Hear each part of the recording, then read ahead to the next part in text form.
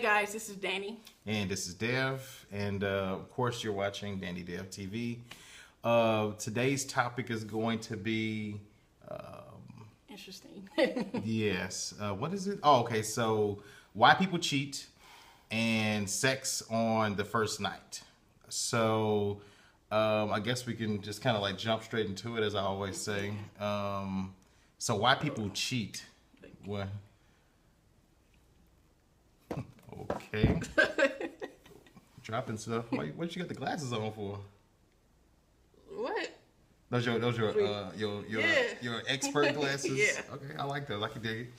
Okay, so the topic is why people cheat and sex on the first date. I want to start with sex on the first day.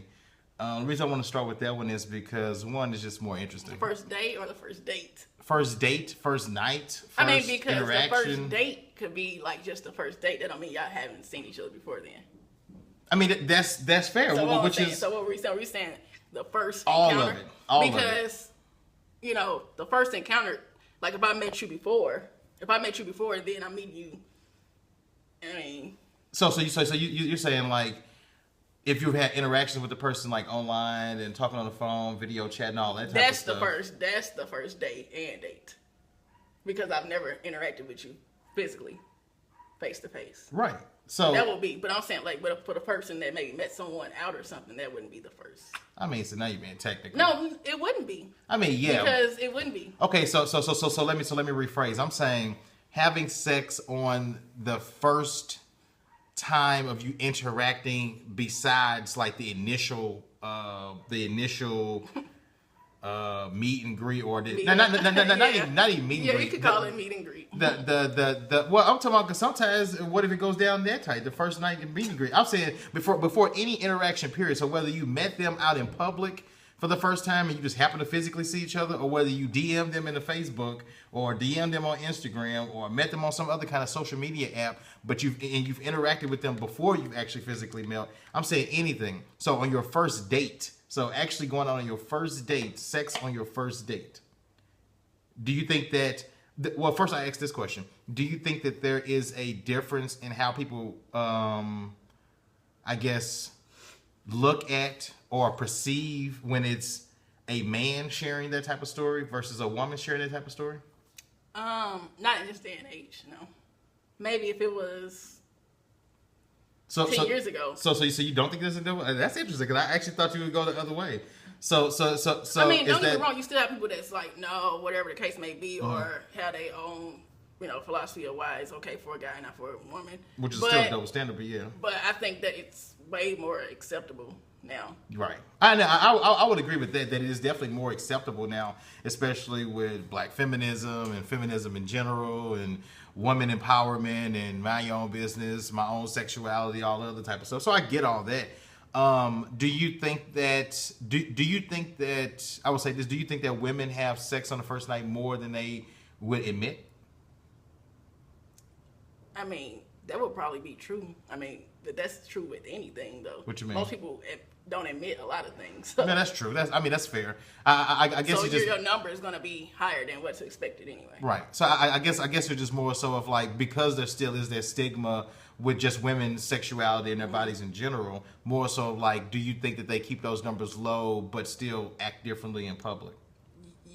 Yeah. I think Okay. That would be true. I think I would agree with that. I think that and I think that the way we perceive that when it comes to women is it's still slightly biased, although it is more acceptable now, especially with people taking control of their sexuality, women taking control of their sexuality. I still think it is a little bit kind of like, okay, well, yeah, I may be proud of blah blah blah, but I ain't gonna tell you what I'm out there really doing in the streets. Even though it shouldn't matter and that's your business and you should better do. Not the street. You know what I mean? Well, that's a metaphor. Out on your dates, your outings, your events that you're participating in, not in the real streets. Unless that's your thing, do it in the streets if you want to. Now, I guess with guys, now I would say this.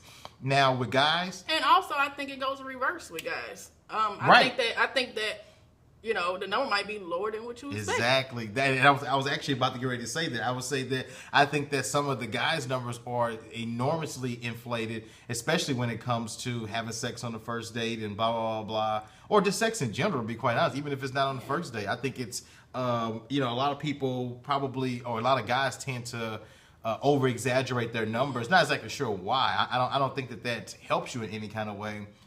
In my personal opinion, I don't think that they're saying, "Hey, I had sex with all these women" is going to be like, "Oh my." I think it's actually more to impress other guys. I think no one really cares at this point. And it's like I say, in this day and age, I don't think a lot of people really care. It's not that important. The number? Yeah, it's not that important. So. Well, okay. Now. No, what I'm saying. Okay, of course, somebody come and tell you it's ridiculous number. Then it's like whatever. But I'm saying like. Nobody really cares. Like, okay, you said that you've been with. If you're a single person, and basically you've been single most of your time since you first had sex, all the way up until you're, what number we're gonna go with? You're 30. 30. Of course, your number is gonna be higher. Right. I don't know. Well, I mean, if you're a woman, of course the number will be higher because you haven't had if you haven't had relationships that lasted longer than a year, your number is going to be higher. Yeah, it would take. I'm not saying that if you are a single woman and say you first, lost your virginity. Let's say you lost your virginity at 17. From there to all the way to 30. I'm not saying that your number has to be high because somebody's number still might only be like 5 or something from that time. But what I'm saying is like the average woman, her number might be higher. Right, which is perfectly okay because it's kind of like I think sex is part of relationships nowadays. Yeah. So I think that's why it would maybe higher for just in general sex between people, whether it's man or woman. If you're not in an actual serious committed relationship, regardless of what that is, whether it's monogamy or polyamorous. But with that being said, I think if you're not in those serious committed type of relationships, then your number can tend to be high. And I don't think that's a bad thing because if we're going to be adults about it. Sex is a part of just a relationship. So say you were only in a relationship with somebody for about 6 months, but y'all end up having sex, and then the next person you end up in a relationship with, y'all was together for like a year and a half, then y'all broke up, and then you end up having, and then you decided, hey, you know what, I'm not gonna jump straight into something, I'm gonna date a couple people at the same time. You end up having sex with both of those people, but they didn't go nowhere. It's kind of like you can see even being responsible, because nobody's saying, you are being promiscuous and right. And irresponsible. No, you're a grown ass person, grown ass woman, grown ass man who just happen to be having sex, and I think that should be perfectly okay and accepted. I guess on the but first. At the end of the day, because we're not gonna spend too much on that topic. At the end of the day, if you're out there doing it, be comfortable with your number. I guess for me, if you're not comfortable with your number, then that's something you have to figure out on yourself. Well, to stay on the actual topic of the first night one, because that's what it was. Do you think that? Do you think sex on the first night has any impact on the direction of the relationship? No, because there's people that's been together for a very long time and had sex on the first night. So I don't think it has anything to do, because you have people that wait. Okay, great, y'all waited 2 months and the relationship was still horrible. Right. True. Right. So I think I would agree with that as well. I think that there's such a stigma towards being physical with somebody in such a to me, I base everything off energy. As long as you, I guess, be safe. Yeah, always be safe. Be responsible, be safe, but it has nothing to do with you making a choice to have sex with somebody on the first date. I would hope that if this is your first interaction with this person and you choose to have sex with them, that you would be safe. It's just more so of does that have an impact on whether that relationship is going to be successful? And like you said, I don't think it does, because if you look at just the many examples. I think everybody, I'm not speaking for everybody, but a lot of people have done it. So yeah, I think a lot of people have done it. Even if you don't do it all the time, I think there's at least once. Right. I think there's a lot of people who have done it once who will admit it and probably won't admit it. Whatever, it doesn't matter. It's your prerogative. But did it impact your relationship with that person? Like for real. Did it make a difference in other relationships that you didn't do it? Exactly. So I guess that's more so where I was going with that. And then I guess the second topic was cheating. Oh yeah, why people cheat in relationships. I guess this one is kind of like, this is subjective because I see a lot of people just be saying just random shit. People that haven't even been in relationships really. Yeah. be saying, giving advice.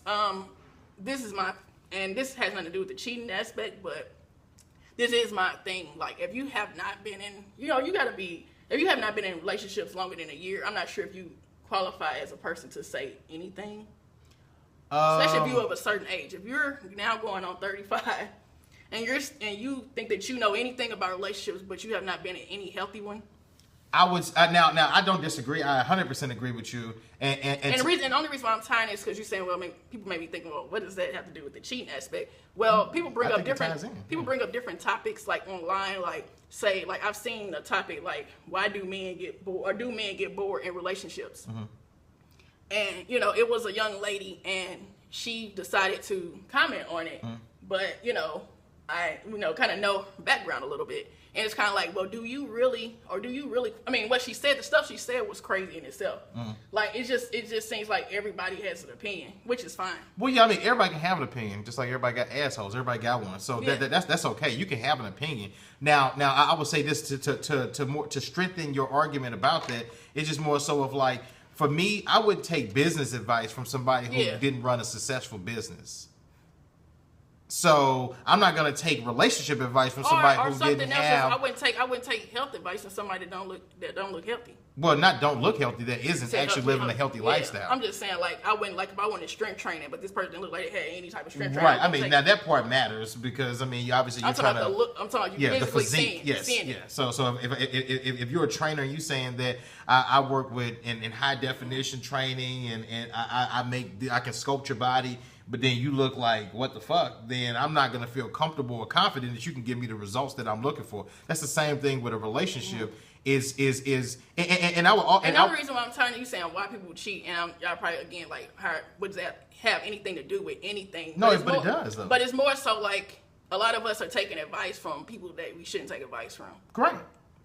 And it's basically toxic information just being passed around, which basically toxic relationships. Yes. Which basically people, that don't know how to, I guess, communicate when they are unhappy, maybe in a relationship. Yeah, and that's true. I think that a lot of people. I think that if you could name one main thing, because I think people cheat for different reasons in different relationships.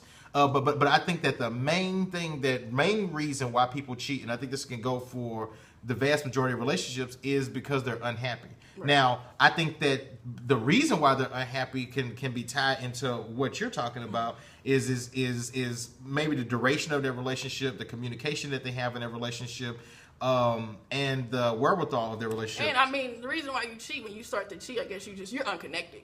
Yeah. So plain and simple, you're not connected to that person. Yeah, you're disconnected for sure. So. Yeah, there is no way that you're going to. I mean, like for me, it's kind of like more so.